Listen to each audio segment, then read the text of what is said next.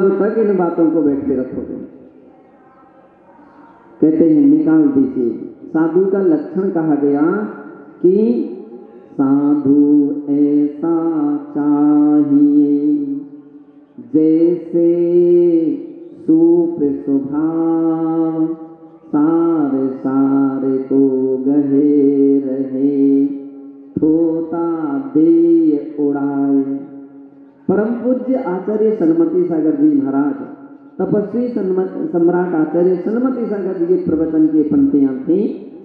भी कहते थे साधु कैसा होना चाहिए? बोले साधु ऐसा होना चाहिए जैसे सूपा होता है। कैसा होता है? सूपा। और सूपा कैसा होता है? सूपा से अनाज आदि फटके जाते हैं और फटक फटक करके उस सूपा की सबसे बड़ी बात यह है, जो कचरा है उसके लिए तो वो बाहर करता है, और जो अच्छा वस्तु होते हैं उसके लिए सार सार को गह रहे, सार सार को ग्रहण कर लेता है। तो ऐसी व्यक्ति होना चाहिए। सूपा बनो लेकिन चलनी मत बनो। चलनी नहीं बनना चाहिए। चलनी कैसी होती है? चलना सार सार को निकालता है, और चलना जो छानने का रहता है उसमें से क्या होता है? अनाज अनाज गिर जाता है और कचड़े कचड़े उसमें रह जाता है। तो सूपा तो बनो लेकिन कभी चलना मत बनो। चलना व्यक्ति बनते सबसे अधिक अगर देखते हैं लोगों के बीच में तो चलना के रूप में अधिक दिखते हैं, सूपा के रूप में बहुत कम दिखते हैं। व्यर्थ की बातों को जल्दी जल्दी पकड़ लेते हो, दिल दिमाग में रखे रहेंगे। अच्छी बातों के लिए व्यक्ति पकड़ पाता नहीं है।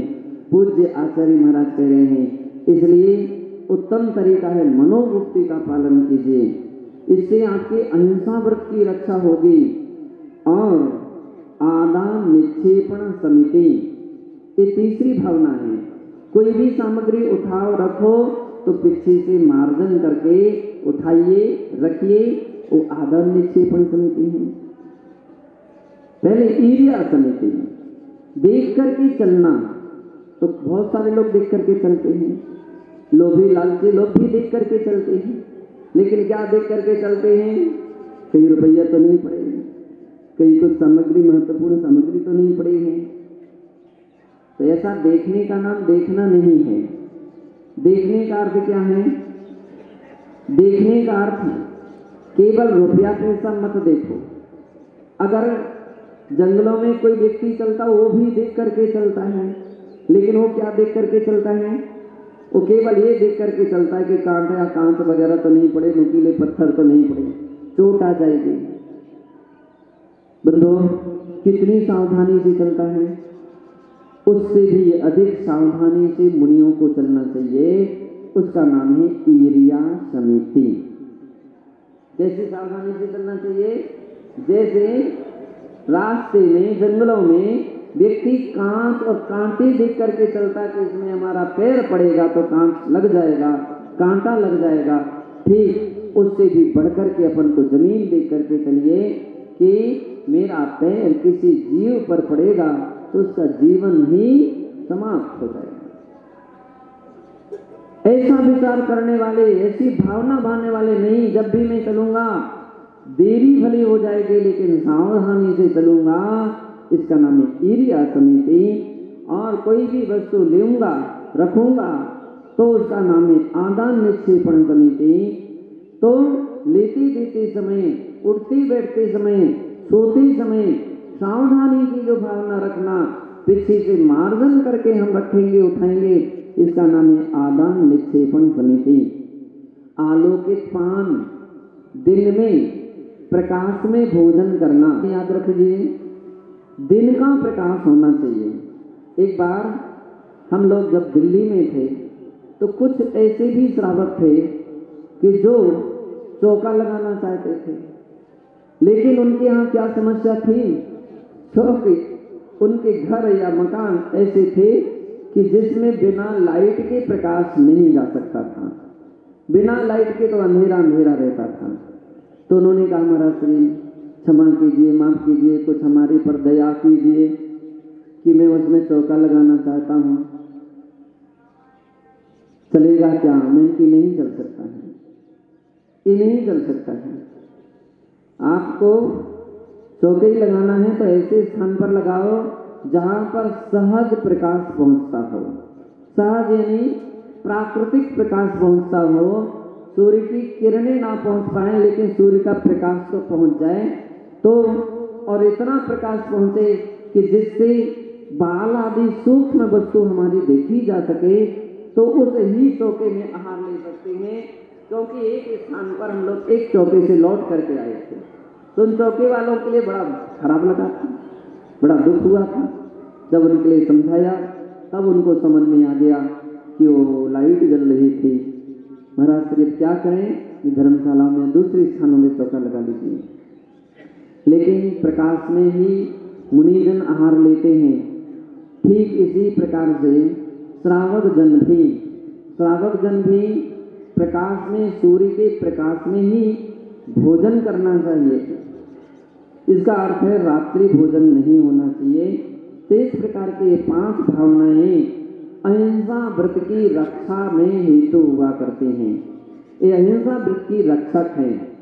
फिर एक प्रश्न खड़ा हो सकता है कि श्रावक तो श्रावक है, उसकी थोड़ी क्रिया समिति है, ना उसकी उनकी आदान निक्षेपण समिति है, ना उसकी वचन गुप्ती है, ना मनोगुप्ती है।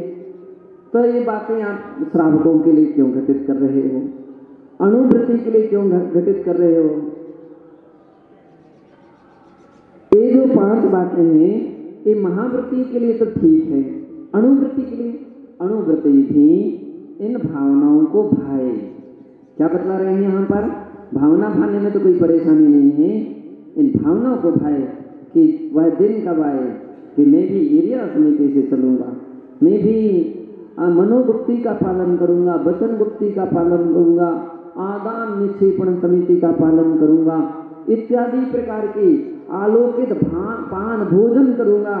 ऐसी भावना भाना से वो व्रत स्थिर रहता है और व्यक्ति अपने वृत्त में मजबूत रहता है। 5 भावनाएं सत्य व्रत की हैं। सत्य की रक्षा के लिए, सत्य व्रत की रक्षा के लिए साधक के लिए 5 भावनाएं भाना चाहिए। वे इस प्रकार से हैं: क्रोध लोभ भीरुत्व हास प्रत्यक्षाणान्युचि भाषणं च 5। प्रत्यक्षान शब्द इन वाक्यों के साथ जोड़िए। क्रोध प्रत्यक्षान, लोभ प्रत्यक्षान, भीरुत्व प्रत्यक्षान, हास्य प्रत्यक्षान, ये वाक्य पूरे हो जाएंगे। क्रोध प्रत्यक्षान का अर्थ है क्रोध करने का त्याग, और कम से कम बोलते समय तो क्रोध ना करें, क्योंकि क्रोध में जब कोई व्यक्ति बोलता है तो वह वचन असत्य भी हो सकता है। क्रोधावेश में है।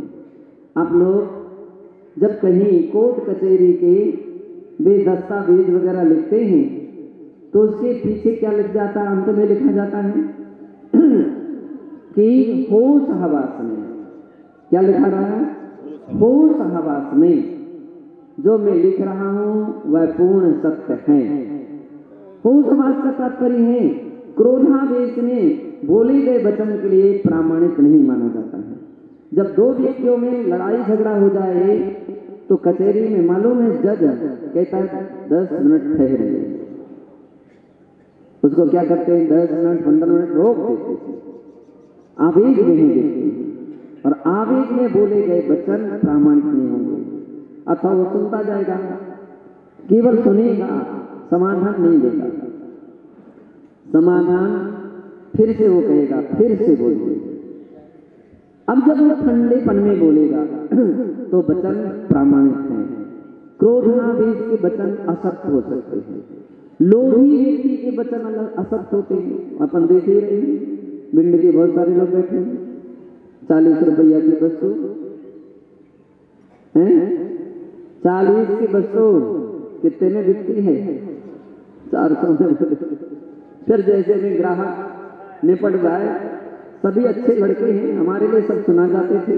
बोले महाराज हम लोग जब खजुराहो में थे तो वहां पर भी कुछ भक्त लोग आते थे, भैया वृत्ति करते समय बोले 40 रुपये का एरन मैंने 400 में बेच दिया, 40 का। जब हम भिंड में थे तो वहां भी कुछ सुनाते थे हैं कि बस तो ये साड़ी जो थी ये थी तो 200 रुपये की, मैंने 600 से शुरू किया, कितना घटाओगे, लेकिन ग्राहक को नहीं जाने देंगे। तो 600 की बस, अब 200 की बस तो 600 से प्रारंभ करें, चलो भैया 500 में ले लो, चलो अब तो हमारे ग्राहक हो 400 में लगाइए। अब देखो ज्यादा करोगे तो हमारे लिए घाटा लगेगा, और वो बोल रहा है कि नहीं हम तो 300 से ज्यादा देंगे ही नहीं, 300 से ज्यादा नहीं देंगे, चलो लो लो फुर्सत पाओ। अब हम घाटा हमने स्वीकार कर लिया है। कितना झूठ बोल रहा है, किस बल पर झूठ बोल रहा है, लोभ के कारण झूठ बोला जा रहा है। ये क्या हो रहा है, लोभ है। लोभ व्यक्ति के लिए झूठ बुलाने के लिए तत्पर कर देता है। तो लोभ का मुनिजन साधुजन व्रतिजन त्याग कर देते हैं, प्रत्याख्यान है, लोभ में कुछ नहीं बोलूंगा। भीरुत्व भय से, घबराहट से व्यक्ति कुछ का कुछ बोल देता है। एक व्यक्ति था तो वह उसके लिए पुलिस पकड़ करके ले गई, और पुलिस पकड़ के ले गई। अब पुलिस भी 2-3 प्रकार की रहती है। एक पुलिस कुछ ऐसे भी थे तो उसके लिए दूसरे ने धीरे से रास्ते में ही 500 का रोड पकड़ा दिया। बात हमारे पक्ष की होना चाहिए। अब उसके लिए, उस लड़के के लिए अब 4 लोग और खड़े हैं, उसको 2 तमाचे लगे, बोल सही बोल क्या था। तो उसने कहा हाँ बात ऐसी थी, ऐसी थी, एक और तमाचा लगा, बोल ऐसे नहीं थी, बोल जल्दी ना। अब उसको तमाचे ही तमाचे लगने लगे, इतनी मारपीट होने लगी। तो उसने कह दिया साहब ऐसी बात नहीं थी। किस कारण से बोला, भय के कारण से, डर के कारण से। और जब इतना डर भय दिखा दिया जाता है तो असत्य को सत्य और सत्य को असत्य, भयभीत व्यक्ति फिर तो कुछ भी बोलने के लिए तैयार हो जाता है। तो कहते हैं कि व्रतिजन भीति का भी त्याग कर देते हैं, इतने नहीं डरते। बोले डर लगता महाराज तो डरो तो सही, लेकिन इतने मत डरो कि आपका डर असत्य तक पहुंच जाए।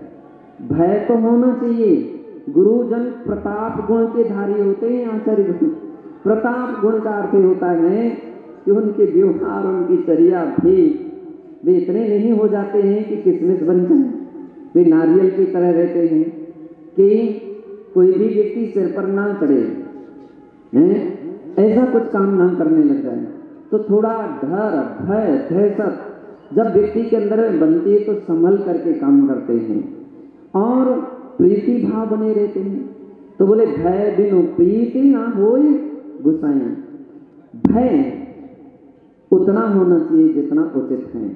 सीमा से ज्यादा भय होगा तो व्यक्ति असत्य बोलने लगता है, झूठ बोलने लगता है। इसलिए सत्य व्रत के पालन करने वाले के लिए चाहिए कि भय का भी त्याग करें। हास्य, हास्य यानी हंसी, हंसी यानी मजाक। आज के समय में लोग क्या करते हैं, अरे महाराज बिना हंसी मजाक के तो फिर प्रवचन में आनंद ही नहीं आता है। कुछ ना कुछ तो चुटकुले होना चाहिए, बोले कुछ ना कुछ चुटकुले होना चाहिए। चुटकुले आम व्यक्ति, गृहस्थ लोग, बहुत सारे असंयमी व्यक्ति हों, बहुत सारे चुटकुले आज के सबके लिए चुटकुले याद रहते हैं। धर्म सभा तो तत्व की सभा है, भगवान की गद्दी है। कौन सी, किसकी गद्दी है, भगवान की गद्दी है। यहाँ इस गद्दी पर कुछ उठपटांग बोलने के लिए गद्दी नहीं होती है। इस गद्दी पर बैठने वाला जो बोलता है उसके लिए प्रवचन कहते हैं। क्या कहते हैं, प्रवचन।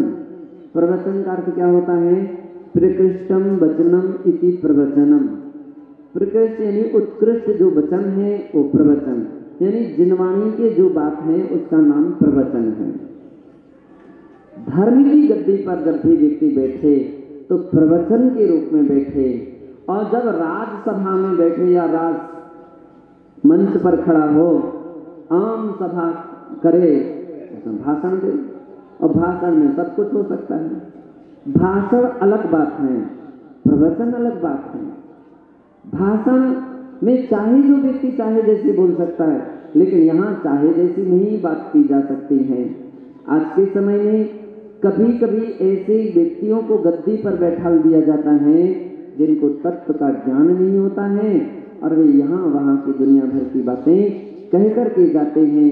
बंदो, सत्य है, अरहत जो आसन था, अरहंत भगवान की जो गद्दी थी, उसको धूमिल कर देते हैं। हास्य कलाकार दुनिया में बहुत किराए के मिलते हैं। अगर तुमको हंसी ही पसंद है तो हास्य व्यंग कलाकार को बुलाओ। हंसी पसंद है, व्यंग पसंद है, तो हास्य व्यंग कलाकार जो आते हैं तो वे तो आपको बिल्कुल लोटपोट कर देंगे।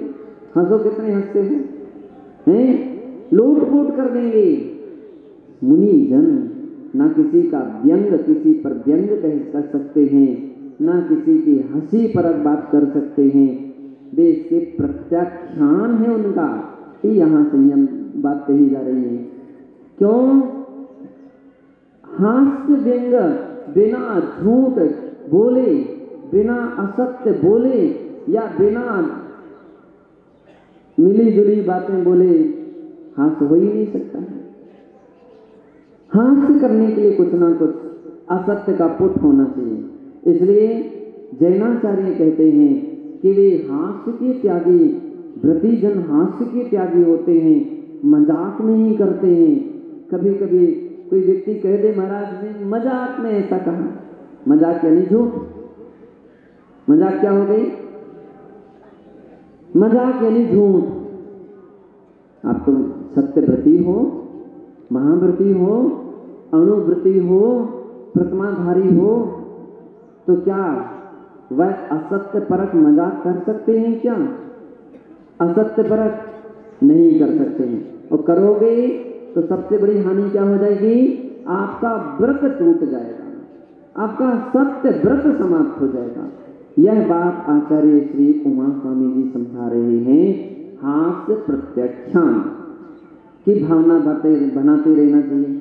मेरा हास्य का प्रत्याख्यान है, हंसी मजाक का प्रत्याख्यान है। हंसी मजाक का प्रत्याख्यान यानी त्याग। हंसी मजाक का त्याग है, मैं हंसी मजाक नहीं करूंगा। ये भावना भाने वाला व्यक्ति सत्य व्रत का अच्छी तरह से पालन कर सकेगा। और अनुवीची भाषण, वे जो भी वचन कहते हैं तो अनुवीची, अनुवीची का अर्थ हो गया आगम के अनुसार बात करते हैं।